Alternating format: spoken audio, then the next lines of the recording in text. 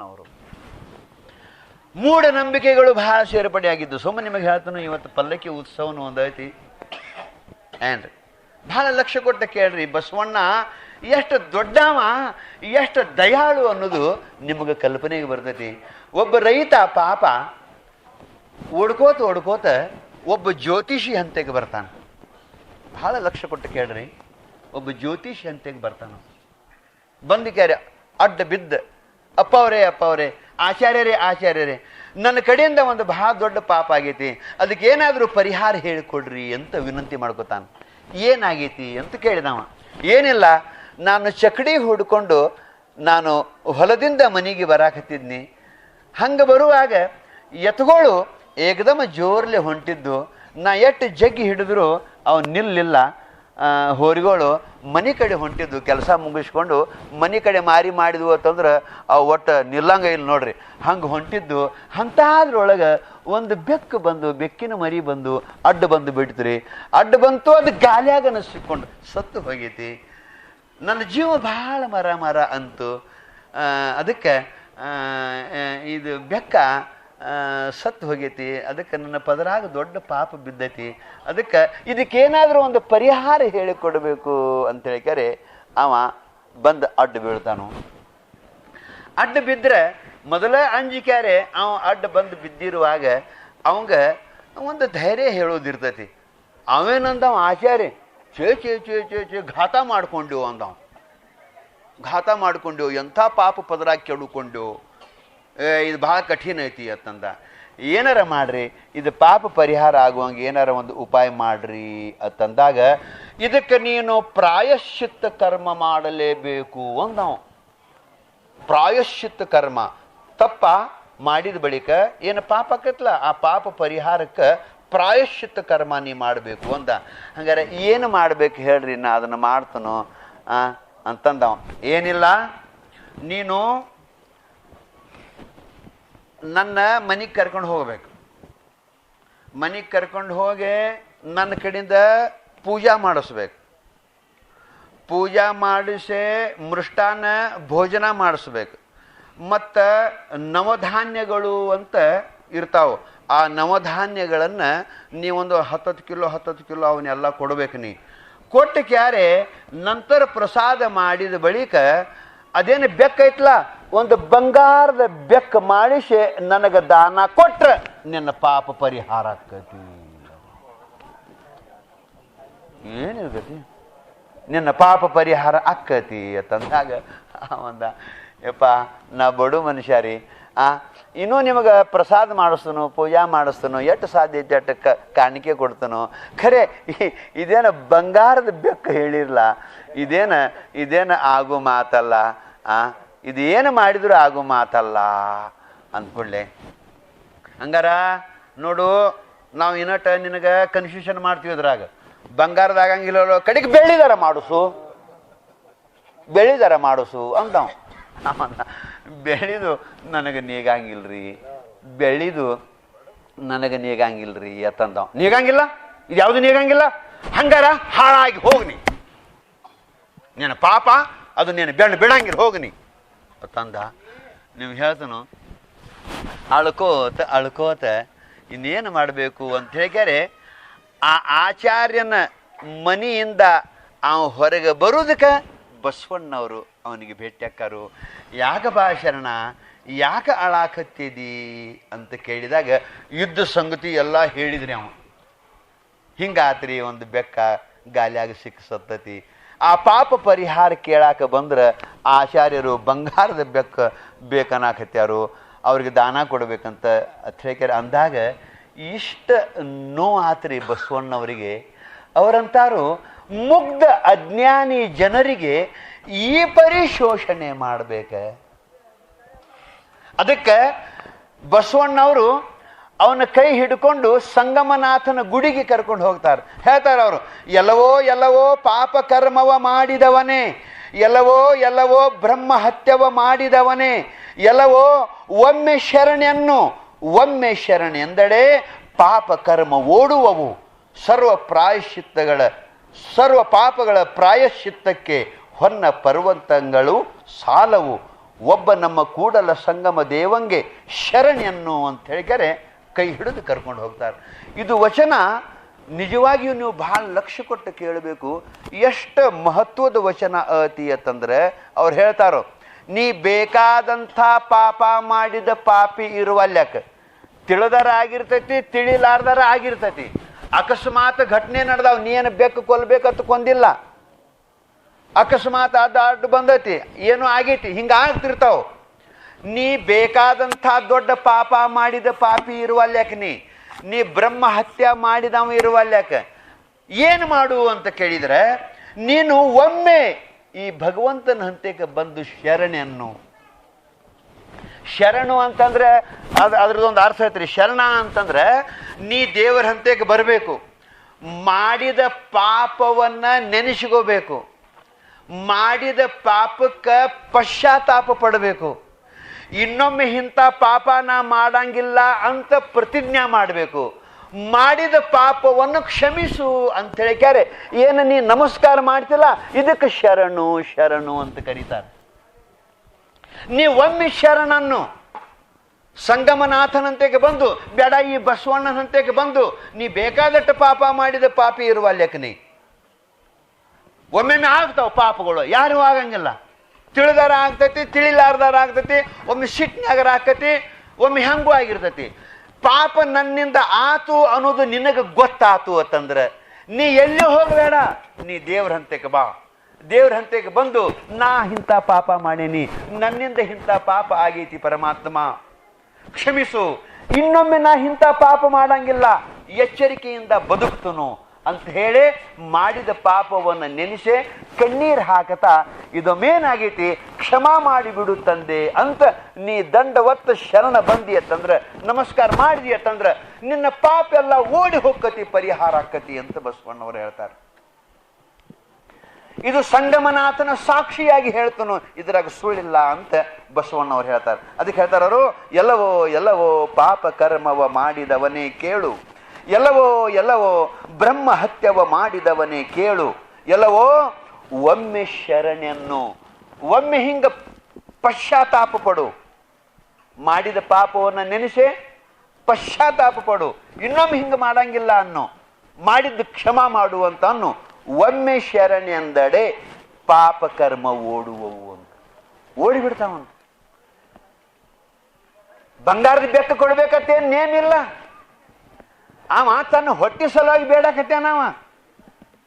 ನೀ ಒಮ್ಮೆ ಶರಣನ್ನು, ಇವಂಗ ಬಂಗಾರ ಬೆಕ್ಕ ಕೊಟ್ರೆ ಪಾಪ ಹೋಗಾಕ ಏನು ಜಗತ್ತಿನ ಮಾಲಕ ಇವನ? ಪಾಪದ ಫಲ ಕೊಡವ ಇವನ? ಪುಣ್ಯದ ಫಲ ಕೊಡವ ಇವನ? ಪಾಪದ ಫಲ ಕೊಡವನು ಬಸವಣ್ಣ ಪರಮಾತ್ಮ, ಪುಣ್ಯದ ಫಲ ಕೊಡವನು ಪರಮಾತ್ಮ. ಅವನ ಹಂತಕ್ಕೆ ಬೇಡ್ನಿ, ಕ್ಷಮಾ ಕೇಳನಿ, ದಯಾಸಾಗರ, ಅವನು ಕ್ಷಮಾ ಮಾಡ್ತಾನ. ಒಮ್ಮೆ ಶರಣೆಯನ್ನು ಅಂತ.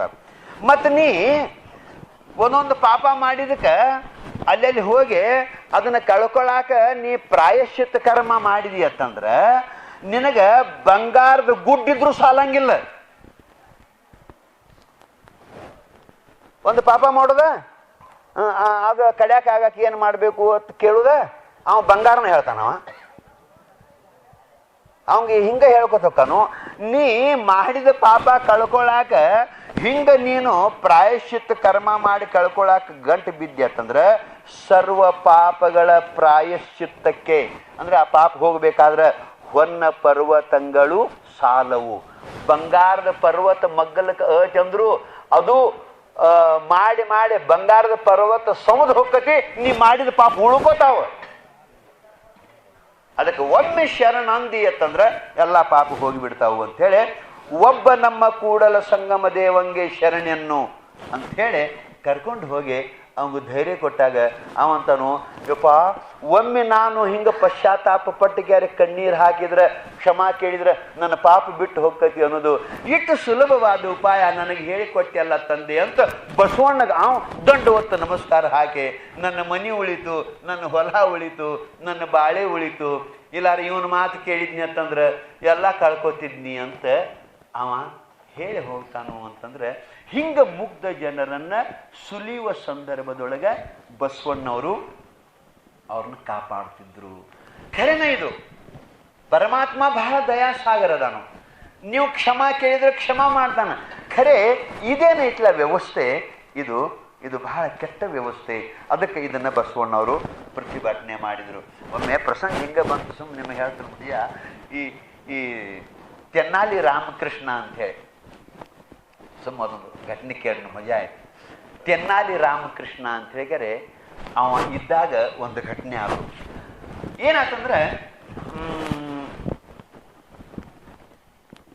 ಒಬ್ಬ ಮುದುಕ ಮನುಷ್ಯ ಆರಾಮಿದ್ದಿದ್ದಿಲ್ಲ, ಸಾಯು ಪರಿಸ್ಥಿತಿ ಒಳಗಿದ್ದವ. ಅವನ ಮಕ್ಕಳೆಲ್ಲ ವ್ಯವಸ್ಥೆ ಮಾಡಕತ್ತಿದ್ರು, ಸೇವಾ ಮಾಡಕತ್ತಿದ್ರು. ಕಡಿಗೆ ಇನ್ನು ಸಾಯ್ತಾನೋ, ಏನು ಇನ್ನೊಂದು ತಾಸಿಗೆ ಸಾಯ್ತಾನೋ, ಏನು ಇಂದು ಸಾಯ್ತಾನೋ, ನಾಳೆ ಸಾಯ್ತಾನೋ ಅನ್ನೋ ಪರಿಸ್ಥಿತಿ ಒಳಗಿದ್ದಾಗ ಮಗ ಬಂದಿದ್ದಾರೆ. ಯಪ್ಪ, ನಾನು ಭಾಳ ಸೇವಾ ಮಾಡೀನಿ, ಭಾಳ ದವಾಖಾನಿಗೆ ನಿನಗೆ ತೋರಿಸೀನಿ, ವೈದ್ಯರನ್ನು ಕರ್ಕೊಂಡು ಬಂದು ರಗಡ ನಾನು ನಿನಗೆ ತೋರಿಸೀನಿ. ಯಪ್ಪ, ನಿನಗೆ ಆರಾಮ ಆಗಲಿಲ್ಲಲ್ಲ, ನನಗೆ ಭಾಳ ನೋವಾಗೈತಿ ಅಂತ ಹೇಳ್ಯಾರ. ಅವ ಅಳಾಕಿದ್ದ. ಇರಲಿ ಬೇಡಪ್ಪ, ಆದದ್ದಾತು ಅಂತ ಹೇಳಿ ಅವ ಮತ್ತಿದ್ದ. ಯಪ್ಪ, ನಿನ್ನ ಆಸೆ ಏನಾರ ಇದ್ರೆ ಹೇಳು, ಅದನ್ನು ನಾನು ಪೂರ್ತಿ ಮಾಡ್ತನು ಅಂತ ಅನ್ನೋದಕ್ಕೆ ಆ ಮುದುಕ ಏನಂದ, ಏನಿಲ್ಲ, ಯಾಕೋ ನನ್ನ ಮನಸ್ಸ ಮಾವಿನ ಹಣ್ಣು ಬೇಡಾಕೈತೈತಿ ಅಂದವ.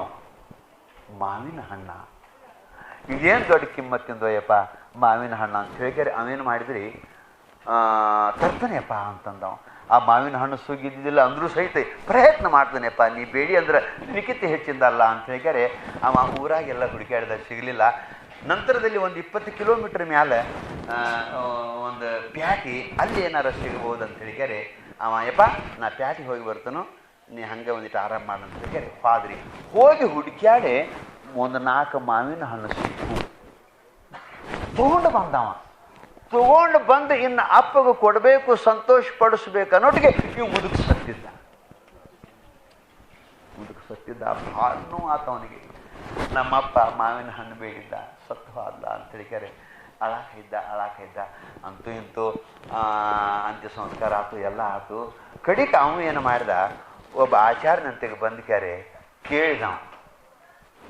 ಯಪ್ಪ, ಮತ್ತು ಹಿಂಗಾತು, ನಮ್ಮಪ್ಪ ಸಾಯೋ ಟೈಮ್ಗೆ ಮಾವಿನ ಹಣ್ಣು ಬೇಡಿದ್ದ, ನಾ ತರುದ್ರೊಳಗೆ ಸತ್ತ, ಮತ್ತು ಅದಕ್ಕೆ ಹ್ಯಾಂಗೆ ಏನು ಅಂದ್ಕೂಡ್ಲೆ ಆಹಾ ಹಾ ಹಾ ಅಂದ. ಘಾತ ಮಾಡ್ಕೊಂಡಿಲ್ಲೋ ಅಂದವ. ಹೌದಾ, ಇದೇನು ಮಾಡಲಿಯಪ್ಪ ಅಂದವ. ಇದಕ್ಕೊಂದು ಹಾದಿ ಐತಿ ಅಂದವ. ಇದಕ್ಕೊಂದು ಹಾದಿ ಐತಿ, ಇಡು, ಚಂದಂಗೆ ಪೂಜೆ ಮಾಡಿಸು, ನಮ್ಮನ್ನು ಕರೆಸು, ಮೃಷ್ಟಾನ್ನ ಭೋಜನ ಮಾಡು, ಬಂಗಾರ ಮಾವಿನ ಹಣ್ಣು ನೀ ನನಗೆ ದಾನ ಕೊಟ್ಟಂದ್ರೆ ನಿಮ್ಮಪ್ಪಗೆ ಶಾಂತಿ ಆಕೈತೆ ಅಂದವ. ಬಂಗಾರ ಹಣ್ಣ, ಬಂಗಾರದ ಮಾವಿನ ಹಣ್ಣು ಕೊಡ್ಬೇಕಿನ್ನು. ಎಷ್ಟು ಬೇಡಿದ್ ನಿಮ್ಮಪ್ಪ? ಒಂದೇ ಬೇಡಿದ್ರಿ, ಕಡೆಗೆ 1 ಕೊಡಂದವ. 1 ಕೊಡು ಅಂದ್ಕೊಳ್ಳಿ. ಹಂಗಾರ ನಾಟ ವಿಚಾರ ಮಾಡ್ತೇನೆ ರೀ ಅಂದವ. ಏನು ವಿಚಾರ ಮಾಡು, ಇಲ್ಲ ಅಂತಂದ್ರೆ ನಿಮ್ಮ ಅಪ್ಪಗೆ ಆತ್ಮಕ್ಕೆ ಶಾಂತಿ ಸಿಗಂಗಿಲ್ಲ, ಅದು ಮಾವಿನಕಾಯಿ ಬೇಡಿದ ಹಂಗೆ ಅದು ಉಳಿತೈತೆ ನೋಡಿ ಹಂಗಾರ ಅಂದವ. ಅದು ಹೇಳೋದು ಒಂದು ಕಠಿಣ ರೀ, ಹೇಳಿದ ಬೆಳಿಗ್ಗೆ ಇನ್ನಟ್ಟು ತಂದು ತಲೆಯಾಗ ಹಾಕಿ ಮನುಷ್ಯಾಗ ಬದುಕಬಾರ್ದು ಹಂಗೆ ಮಾಡಿಬಿಡ್ತಾರೆ ಅವರು. ಅದಕ್ಕೆ ಅವೇನು ಮಾಡಿದ, ಹಂಗಾರೆ ವಿಚಾರ ಮಾಡ್ತಿಲ್ಲ ಅಂತ ಹೇಳಿಕಾರೆ ಭಾಳ ಚಿಂತೆಯಾಗಿ ಬಿದ್ದವ. ಮಾವಿನ ಹಣ್ಣ ಬಂಗಾರದ್ದು ಅಂದ್ರೆ ಇನ್ನು ಹ್ಯಾಂಗೆ ಅತ್ತಿಗೆ ಚಿಂತೆ ಮಾಡೋ. ಈ ತೆನ್ನಾಲಿ ರಾಮಕೃಷ್ಣ ಭೇಟಿ ಆದವ. ಯಾಕೋ ಮಾರಿ ಸಾಣದ್ ಮಾಡಿ ಅಂದ್ಕೂಡಲೇ ಹಿಂಗಾಗಿತ್ತು ರೀ ಅಂದವ. ಹಿಂಗೆ ಇದಕ್ಕೊಂದು ದಾರಿ ಐತೆ ಅಂದವ. ಇದಕ್ಕೊಂದು ದಾರಿ ಐತಿ, ಆ ದಿವಸ ನೀ ನನ್ನೂ ಕರೆಸ್ ಅಂದವ. ನೀ ಆಚಾರ್ಯ ಹೇಳಿ, ಪೂಜೆ ಮಾಡಿಸ್ತನೋ, ಪ್ರಸಾದ ಮಾಡಿಸ್ತನೋ, ಮಾವಿನ ಹಣ್ಣ ಬಂಗಾರದ ಕೊಡ್ತನೋ ಬಾ ಅಂತನ್ನಿ ಅಂದ್ಕೊಳ್ಳೆ. ಇವ ಹಂಗಾರ ಏನಾರ ಮಾಡ್ತಾನೆ ನೀವು ವ್ಯವಸ್ಥೆ ಅಂತ ಹೇಳಿದರೆ ಅವ ಆಚಾರ್ಯ ಹೇಳ್ದ. ಅವ ಬಂದನೆ, ಅವ ಆಚಾರ್ಯ ಬಂದ. ಅಗದಿ ಪೂಜಾ ವೈಭವದ ಪೂಜಾ ಆಯ್ತು, ಮೃಷ್ಟಾನ್ನ ಭೋಜನ ಆಯ್ತು. ಇನ್ನು ದಾನ ಮಾಡ್ಬೇಕಲ್ಲ, ಇನ್ನು ತೊಗೊಂಡು ಬಾ ಅಂದರು. ತರ್ತನ್ರಿ ಅಂದವ. ತೊಗೊಂಡು ಬಾ ಅಂದವ. ತರ್ತನ್ರಿ ಅಂದವ. ಏನದು? ಬಂಗಾರ ಮಾವಿನ ಹಣ್ಣು. ತೊಗೊಂಡು ಬಾ ಅಂದವ. ತರ್ತನ್ರಿ ಅಂದವ. ಅನ್ನೋಟಿಗೆ ಅವ ತೆನ್ನಾಲಿ ರಾಮಕೃಷ್ಣ ಏನು ಮಾಡಿದ್ರಿ ಅನ್ಕ ಅವ ಒಳಗ ಕೂತಿದ್ದವ. ಇವನು ಊಟ ಆಗೋ ತನಕ, ಎಲ್ಲ ಆಗೋ ತನಕ. ಕಡೀಕ ಅವ 1-2 ಕೆಬ್ಬಣದ ಶೆಳಿ ಒಲ್ಯಾಗ ಹಾಕಿ ಕೆಂಪಗೆ ಮಾಡಿಕೊಂಡು ರೆಡಿ ಮಾಡಿಕೊಂಡು ಅವ ತೆನ್ನಾಲಿ ರಾಮಕೃಷ್ಣ ಬಂದವ. ಅವನು ಬಂಗಾರ ಗತಿನ ಒಂದು ಮಾವಿನ ಹಣ್ಣನ್ನು ಮಾಡಿದರೆ ಕೃತಕ ಅದನ್ನು ತೊಗೊಂಡು ಬಂದ, ಅದನ್ನು ತೊಗೊಂಡು ಬಂದ. ಅವನು ಆಚಾರ್ಯ ನೋಡಿದ, ಇವ್ಯಾಕಂದವ, ಅವನಂತೆ ತಂದವ, ಇವ್ಯಾಕಂದವ. ಇಲ್ಲ ಇಲ್ಲ, ಇದು ಒಂದು ಆಸೆ ಇತ್ತವದು. ಮಾವಿನ ಹಣ್ಣು ಬೇಡಿದ್ದ, ಇದೊಂದು ಬರೋಬರಿ ಅವಂಗ ಅರ್ಧಾಂಗ ವಾಯು ಆಗಿತ್ತು. ವೈದ್ಯ ಏನಿಲ್ಲ, ಬರೀ ಕೊಡ್ರಿ ನೀವು, ಅದು ಬರೋಬರಿ ಆಕತಿ ಅಂತ ಹೇಳಿದ್ರು. ಅದು ಬರೀ ಕೊಡೋದ್ರೊಳಗೆ ಇವ್ ಸತ್ತಾನು. ಮತ್ತು ಇನ್ನು ಅವಂಗ ಆತ್ಮಕ್ಕೆ ಶಾಂತಿ ಸಿಗಬೇಕಲ್ಲ, ಅದಕ್ಕೆ ಬಂಗಾರನದು ಆಸೆ ಇತ್ತು, ಇದು ಆಸೆ ಅವಂದು ಕೊಡೋಬೇಕಾಗಿತ್ತು ನಾವು. ಮತ್ತು ಅದನ್ನು ಕೂಡೇ ನಾವು ನಿನಗೆ ಕೊಡ್ತೀವಿ ಅಂತ ಬಂದ. ನಿನ್ನ ಬಂಗಾರಕ್ಕೆ ಬೆಂಕಿ ಹಚ್ಚಂದ. ನಿಮಗೆ ಹೇಳ್ತನು, ಅದು ಟಾವೆಲ್ ತಗೊಂಡು ಶೀಲಾ ತಗೊಂಡು ಆಚಾರ್ಯ ಓಡಾಕೈತ್ ನಾವು. ಇವ್ ತೆನ್ನಾಲಿ ರಾಮ್ಕಂಡು ಆಚಾರ್ಯ ಇವ್ರಿ ಬಂಗಾರ ಮಾವಿನ ಹಣ ಬೆಂಕಿ ಹಚ್ಚಂದ ನಾವು. ಕಡೆಗೆ ಇವರ ತಗೋರಂದ ನಾವು. ಓಡಿ ಹೋದ. ತೆನ್ನಾಲಿ ರಾಮಕೃಷ್ಣ ಅಂತ ಅವು ಭಾಳ ದೊಡ್ಡ ಜ್ಞಾನಿ. ಮುಗ್ಧ ಜನರನ್ನ ಈ ಪರಿಯಾಗಿ ಶೋಷಣೆ ಮಾಡೋದು ತಪ್ಪು ಅಂತ ಹೇಳ್ತಾರೆ ಹೇಳ್ಕೊಂಡು ಬರ್ತಾರೆ. ಅದಕ್ಕೆ ಬಸವಣ್ಣ ಇಂಥವನ್ನೆಲ್ಲ ವಿರೋಧ ಮಾಡಿಕ್ಯಾರೆ. ಇನ್ನು ವೇದಗಳಲ್ಲಿ ಏನು ಹೇಳಬೇಕು, ಇದೊಂದು ತಪ್ಪು ಮಾಡಿದ್ಯಾ, ಹಂಗಾರೆ ನೋಡು, ಇನ್ನೊಂದು ಮಾಡಿದೆ ಅಂದ್ರೆ ಇದಕ್ಕೆ ಭಾಳ ಪ್ರಾಯಶ್ಚಿತ್ತ ಮಾಡ್ಕೋಬೇಕಾಕತಿ, ಭಾಳ ದಂಡ ಕೊಡ್ಬೇಕಾಕತಿ, ಭಾಳ ದೊಡ್ಡ ನಿನಗೆ ನರಕ ಆಕತಿ. ಅದಕ್ಕೆ ಇದೊಂದು ಆಗೈತಿ, ಇನ್ನೊಮ್ಮೆ ಇಂಥದ್ದು ಮಾಡಬೇಡ, ಇದೊಂದು ಮಾಡಬೇಡ. ಒಂದು 108 ಸಲ ಓಂ ನಮಃ ಶಿವ ಅಂದ್ಕ್ಯಾರೆ ದೇವರಂತ ಕ್ಷಮಾ ಕೇಳು, ಪರಿಹಾರ ಆಕೈತಿ ಅಂತ ಇಟ್ಟು ಹೇಳಿ ಕಳಿಸ್ಬೇಕು. ಅದು ರೀತಿ ಹಂಗೈತೆ. ಅದ ವೇದಗಳಲ್ಲಿ ಏನೈತಿ, ಪಾಪ ಆಗೈತ್ರಿ, ನಂದು ತಪ್ಪಾಗೈತ್ರಿ ಅಂತ ಬಂದಂದ್ರೆ ವೇದಗಳು ಹೇಳ್ಯಾವ ಹಿಂಗೆ. ಈಗೊಮ್ಮೆ ಆಗೈತೆ, ಇನ್ನೊಮ್ಮೆ ಆಯ್ತು ಅಂತಂದ್ರೆ ತಪ್ಪ, ಅದು ಭಾಳ ನಿನಗೆ ಕಾಡ್ತತಿ, ಭಾಳ ದೊಡ್ಡ ಘೋರ ನರಕ ಆಕತಿ. ಇನ್ನೊಮ್ಮೆ ಆಗಲಾರ್ದಂಗೆ ಎಚ್ಚರಿಕೆಯಿಂದ ನಡ್ಕೋ. ಈಗೇನಾಗಿತ್ಲ, ಇದಕ್ಕೆ ಪರಿಹಾರ ಐತಿ, ಪರಮಾತ್ಮ ಕ್ಷಮ ಮಾಡುವಂತ 108 ಸಲ ಓಂ ನಮಃ ಶಿವ ಅಂದ್ಕ್ಯಾರೆ ಇನ್ನೊಮ್ಮೆ ಹಂಗೆ ಪಾಪ ನಿನ್ನ ಕೈಲಿ ಆಗಿರಬಾರ್ದು, ಹಂಗೆ ನಡ್ಕೋನಿ ಅಂತ ಇಟ್ಟು ಹೇಳಿ ಅವಂಗ ದಾರಿಗೆ ತರಬೇಕು ಅನ್ನೋದು ನೇಮ ಐತೆ ಹೊರತು ಈ ರೀತಿಯಾಗಿ ಸುಲಿಗೆ ಮಾಡಬಾರ್ದು ಅನ್ನೋದು ಇರುವಾಗ ಇದನ್ನ ಉಪಯೋಗ ಮಾಡ್ಕೊಂಡಿಕ್ಯಾರೆ ಬಹಳಷ್ಟು ಜನ ಏನು ತಮ್ಮ ಹೊಟ್ಟಿ ತುಂಬಿಕೊಳ್ಳೋ ಪ್ರಯತ್ನ ಮಾಡಕೈತಿರಲ್ಲ. ಅದಕ್ಕೆ ಬಸವಣ್ಣ ಸಿಡದೆದ್ದ, ವಿರೋಧ ಮಾಡಿದ ಅನ್ನೋದು ಬರ್ತೈತಿ. ಹಂಗಾರೆ ಮತ್ತೆ ಮುಂದೆ ಏನೇನು ಮಾಡಿದ ಅನ್ನೋದು ಸದ್ಗುರುನಾಥ ಮಹಾರಾಜ ಕಿ ಜಯ. ಪುಣ್ಯಾತ್ಮರೇ, ಸ್ವಲ್ಪ ಇವತ್ತು ಪೂಜಾನೂ ಅದ, ನಿಮಗೆಲ್ಲ ಸ್ವಲ್ಪ ಕೆಲವೊಂದು ಸೂಚನೆಗಳನ್ನು ಕೊಡುವುದಾವು. ದಯವಿಟ್ಟು ಸ್ವಲ್ಪ ಎಲ್ಲರೂ ಲಕ್ಷ್ಯ ಕೊಟ್ಟು ಕೇಳಬೇಕು. ಇವತ್ತಿನ ಪ್ರಸಾದದ ವ್ಯವಸ್ಥೆ ಮಾಡಿದಂಥ ಪುಣ್ಯಾತ್ಮರು ನೋಡ್ರಿ, ತಿಂಗಳ ಪರ್ಯಂತರ ನಾ ಮುಂದೆ ನೀ ಮುಂದಂತ ಹೇಳ್ಯಾರೆ. ಬಸವಣ್ಣನವರ ಸಾನ್ನಿಧ್ಯದೊಳಗೆ ಅನ್ನದಾಸೋಹ, ಬಸವಣ್ಣವರ ಸಾನ್ನಿಧ್ಯದೊಳಗೆ ಜ್ಞಾನ ದಾಸೋಹ. ಅವರಿದ್ದಾಗ ಅನುಭವ ಮಂಟಪದಾಗ ಏನು ನಡೀತಲ್ಲ ಅದೇ ರೀತಿಯಾಗಿ ಇಲ್ಲಿ ನಡೆಯಾಕತೈತಿ. ಇದು ಬಸವಣ್ಣನ ಕೃಪಾ, ನಮ್ಮ ಎಲ್ಲರ ನಿಮ್ಮೆಲ್ಲರ ಸಹಕಾರ ಇದಕ್ಕೆ ಇರುವುದರಿಂದ ಬಹಳ ಸಂತೋಷ. ಇವತ್ತಿನ ಅನ್ನದಾನಿಗಳು, ಪ್ರಸಾದದ ವ್ಯವಸ್ಥೆ ಮಾಡಿದವರು ಸನ್ಮಾನ ಶ್ರೀ ಪುಂಡ್ಲೀಕ ಮಹಾದೇವ್ ಕುಂಬಾರ್, ಸಾಕಿನ ಢವಳೇಶ್ವರ್. ಈ ಪುಣ್ಯಾತ್ಮರು ಇವತ್ತಿನ ಪ್ರಸಾದದ ವ್ಯವಸ್ಥೆ ಮಾಡಿದ್ದಾರೆ. ಅವರಿಗೆ ಅಭಿನಂದನೆಗಳು. ಪರಮಾತ್ಮ ಅವರಿಗೆ ಸುಖ ಶಾಂತಿಯನ್ನು ಕರುಣಿಸಲಿ ಅಂತ ಹಾರೈಸ್ತಾ ಇದ್ದೇವೆ. ಆ ಬಳಿಕ ನಾಳಿನ ಪ್ರಸಾದದ ವ್ಯವಸ್ಥೆ ಮಾಡಿದಂಥ ಪುಣ್ಯಾತ್ಮರು ಅಂತಂದ್ರೆ ವೇದಮೂರ್ತಿಗಳಾದ ಪೂಜ್ಯ ಶ್ರೀ ಮಲ್ಲಯ್ಯ ಈರಯ್ಯ ಮಠಪತಿ, ಸಾಕಿನ ಅರಳಿಮಟ್ಟಿ, ಇಲ್ಲಿಯ ಮಹಾಸ್ವಾಮಿಗಳು ಪ್ರಸಾದದ ವ್ಯವಸ್ಥೆ ಮಾಡಿದ್ದಾರೆ. ಅವರಿಗೂ ಕೂಡ ಅಭಿನಂದನೆಗಳನ್ನು ಹೇಳ್ತಾ ಇದ್ದೇವೆ. ಇದು ಒಂದು. ಆ ಬಳಿಕ ನಾಳೆ 31ನೇ ತಾರೀಕು ಇರುವುದರಿಂದ ನಾವು ಅನಿವಾರ್ಯವಾಗಿ ಹುಬ್ಬಳ್ಳಿಗೆ ಹೋಗುವಂಥ ಒಂದು ಕಾರ್ಯಕ್ರಮ ಇರುವುದರಿಂದ ನಾಳೆ ಇದೇ ವೇದಿಕೆ ಮ್ಯಾಲೆ ಇದೇ ಟೈಮ್ಕನ ಭಾಳ ದೊಡ್ಡ ಉಪನ್ಯಾಸ ಮಾಡೋರು ಬರೋರದಾರ. ಅವ್ರು ಯಾರು ಅಂತ ಕೇಳಿದ್ರೆ ಸುವರ್ಣ ತಾಯಿ ಹೊಸಮಠ, ಸಾಕಿನ್ ಗೋಕಾಕದ ತಾಯಿಂದಿರು ಸುವರ್ಣ ತಾಯಿ ಹೊಸಮಠ ಅಂತ ಹೇಳ್ತಾರೆ. ನಾಳೆಗೆ ಅವರು ಇಲ್ಲಿ ಪ್ರವಚನಕ್ಕೆ ಬರ್ತಾರೋ. ನೀವು ಈಗ ಹ್ಯಾಂಗ ಬಂದಿರಿ ಹಿಂಗ ಇದಕ್ಕಿಂತ ಹೆಚ್ಚಿನ ಸಂಖ್ಯೆಯೊಳಗೆ ಬಂದು ಅವರ ಉಪನ್ಯಾಸವನ್ನು ನೀವು ಕೇಳಬೇಕು ಅಂತ ವಿನಂತಿ.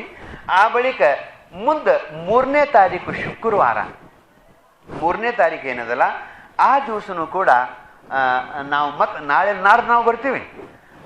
3ನೇ ತಾರೀಕಿಗೆ ನಮ್ಮ ಮಹಾಲಿಂಗಪುರದೊಳಗೆ ಸಿದ್ಧಾರೂಢರ ಜಾತ್ರೆ ಇರುವುದರಿಂದ, ತೆಪ್ಪೋತ್ಸವ ಇರುವುದರಿಂದ ನಾವು